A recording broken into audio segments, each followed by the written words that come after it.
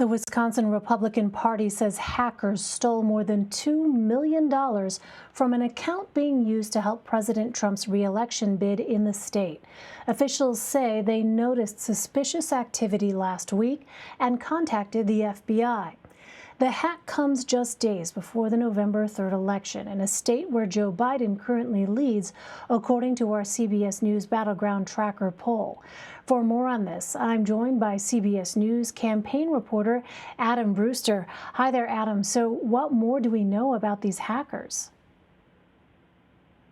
Know, Elaine, who they are, even whether they're foreign actors or domestic actors. I spoke to the state party chair today, and he said they've been communicating with the FBI as they investigate who is responsible for this. The way this worked essentially was they called it a sophisticated phishing attack that created doctored invoices, and hackers were able to get away with more than $2 million of the state party's re-election or efforts for the president. The reason they're characterizing it that way is they said the vendors that were targeted, it was a handful of them, are vendors that they've almost exclusively used in their presidential campaign efforts, rather than some of the other efforts that a state party might be involved in, such as congressional races or state legislative races. So what is the significance, Adam, of Wisconsin as a target?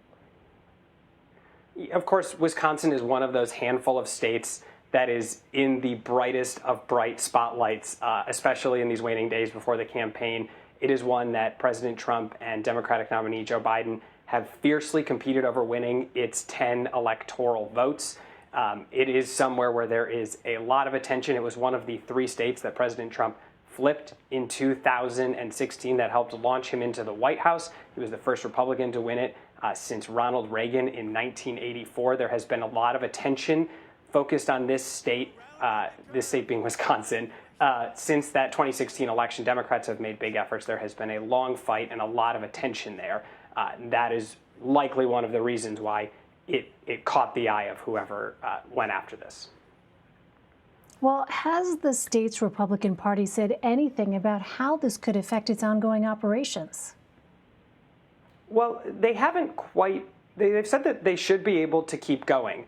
They said that they've got the resources to make it through this sort of final push. Right now you are in the home stretch where you are either out there chasing absentee ballots for voters who you believe are your supporters who have not yet returned their ballots, or you're out there trying to get your supporters who haven't voted to make sure they show up at the polls on Election Day. And they say they have the resources necessary to do that. I also asked the state party chair about post-election efforts. As we've discussed, Elaine, there's a chance that we could be talking about this election long past November 3rd, and it could take a lot of resources for a state party to continue those efforts. And they said that they have a plan and they believe that they're going to execute. And one point I want to make is these state parties in the battleground states have a lot of money. The Republican Party of Wisconsin has raised almost $25 million over the past couple of years. The Democrats in Wisconsin have raised almost $60 million over the last 2 years. The Democrats told me today, too, that they had been targets of more than 800 phishing attacks, many of which tried to get some money, but none of those attacks were successful. So we've seen it going on both sides. Wow, but it's amazing to hear about how much money these parties have in the coffers. I mean, it really gives you a sense of just how high these stakes are. Meantime, both President Trump and Joe Biden are going to be in Wisconsin on Friday. So what are some things that you'll be watching for from both of them as we head into this final stretch?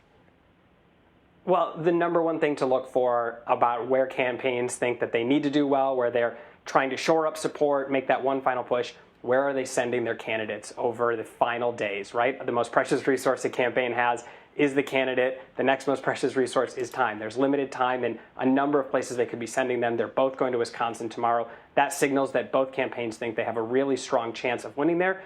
Former Vice President Biden will be in Milwaukee. That will be a key area for him, a heavily Democratic area. President Trump going to Green Bay, a part of the state he did very well in last time, somewhere where Democrats have made some gains. It can be a little bit more of a swingy area up in the so-called Fox Valley, Green Bay, Appleton area. I'll be looking to see if they make any more trips there. We also will be looking at those other Midwestern battleground states. They're both planning to come to Michigan over the next few days, too. But where these candidates are spending their time in the waning days will tell us a lot about where the campaigns think they can do well, where they think they need to do well on Tuesday.